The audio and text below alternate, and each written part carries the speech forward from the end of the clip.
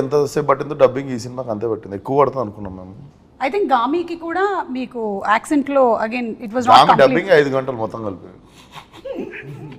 పేజీలే 2 పేజీలు. అంటే మీరు ఎక్కువసేపు వాక్ చేశారు, తక్కువసేపు టాక్ చేశారు. గామిలో సీరియస్గా తీసుకున్నా. గామి నేను నడుస్తూనే ఉంటా. But that was beautiful film. అసలు మన తెలుగు ఫిల్మ్స్లో అలాంటి ఎక్స్పెరిమెంట్స్, అలాంటి డిఫరెంట్ కైండ్స్ ఆఫ్ మూవీస్ వస్తున్నందుకు చాలా సంతోషిస్తున్నాము. అండ్ అలాగే గ్యాంగ్స్ ఆఫ్ గోదావరి కూడా చాలా టీజర్ కానీ ట్రైలర్ కానీ లుక్ ఆఫ్ ద ఫిల్మ్ కానీ అన్నీ చాలా బాగా అనిపిస్తుంది. We have a very nice feel that this is going to be a huge hit. May 31st release అవుతుంది సినిమా. సో మేము అందరం వెయిట్ చేస్తున్నాము మూవీ కోసము. అందులోనూ మన సితారా ఎంటర్టైన్మెంట్స్ నుంచి సినిమా వస్తుంది అంటే మనకు తెలుసు వంశీ గారు ఏ రేంజ్లో ఆ కథ మీద అలాగే ఆ క్యారెక్టర్స్ మీద ఆయన వర్క్ చేస్తారు అనేది. సో వంశీ గారి గురించి చెప్పండి. ఒక మనిషి ఉన్నప్పుడు కాదు, లేనప్పుడు ఆయన గురించి మాట్లాడడం గొప్ప విషయం. నేను వేరేగా విన్నానే. అవునా? ఇంటర్వ్యూలో లేనప్పుడు. అయ్యో బాబు, సూపర్ క్విక్ డెసిషన్స్ అండి.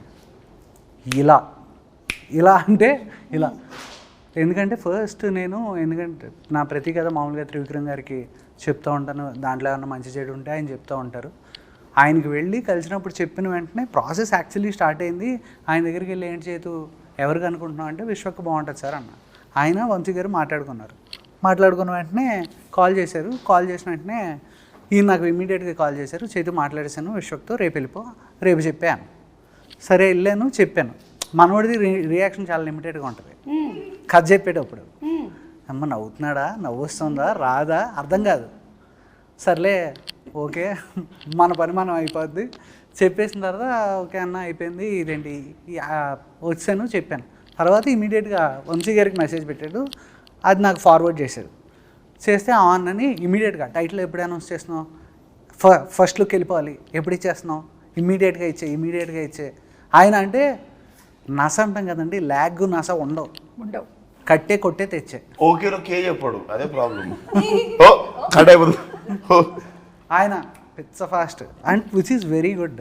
ఎందుకంటే ప్రొడ్యూసర్ ఆయన అంత ఎంత ప్లస్ ఇంకోటి మనకు తెలుసు కదా. అండ్ వంశీ గారు కూడా అంత క్విక్ డిసిషన్స్ తీసుకుంటారు కాబట్టి సినిమాలు కూడా ఇంత క్విక్ గా మనకి గుంటూరు కారము, డీజే టిల్లు, ఇప్పుడు గ్యాంగ్స్ ఆఫ్ గోదావరి అది అయిపోయినట్టే లక్కీ భాస్కర్. మీరు చెప్పినటువంటి డైలాగులు కాకుండా విశ్వక్ స్టైల్లో కొన్ని డైలాగులు ఏమైనా చెప్పేశాడా, పొరపాటున వచ్చేసాయా తన ఫ్లోలో? షూట్ అప్పుడు వస్తూ ఉంటాయి, మధ్యలో మళ్ళీ అవి ఎలాంటివి వచ్చాయి? వస్తాయి మామూలు. మేము వినకూడదా? లేదు మీరు వినొచ్చు కానీ వేయలేరు అది. హలో, మనకి సెన్సార్ అనేది సినిమా కోసం చేస్తాం కానీ సోషల్ మీడియాకి ఎక్కడుంది సెన్సారు? లేదు దానికి కాదు, ఓన్లీ డైలెక్ట్ నేను అంటాను. ఓకే డైలెక్ట్ అంతే. అంతే మాట్లాడావా విశ్వక్? ఏం చేశారు రావు, ఏం చేసారు రాని వస్తుంది అంతేనా? ఇంకెక్కడ ఏవి out of the box dialogue లో లెంగ్త్ పెరిగి చాలా తక్కువ, ఫస్ట్ వైపు పట్టుకుంటాం